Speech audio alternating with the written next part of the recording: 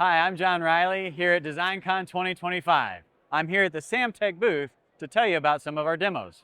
Our DesignCon 2025 booth is overflowing with 11 product and technology demonstrations and displays. They're all getting a lot of attention, but there's one that we've updated from last year with a few new twists. It's once again very popular.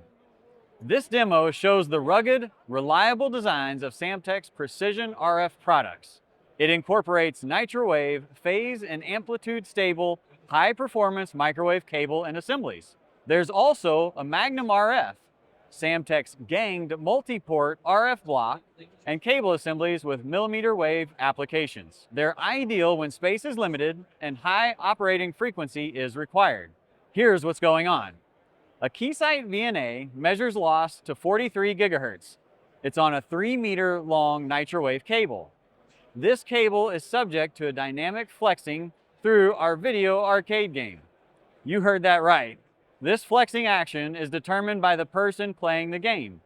And since the arcade now has a high score leaderboard, this game is a little more busy than usual. This cable runs through the Wringer. But wait, there's more.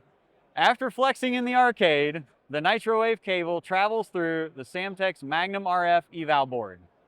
The Magnum RF mated connector set is subject to continuous shock and vibration, and the signal is returned to the Keysight VNA. Looking at the insertion loss graph, we see minimal variation in the insertion loss during the 2-day exhibition.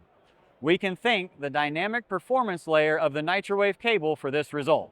If you have any questions about this demonstration, please contact us at the rfgroup@samtech.com.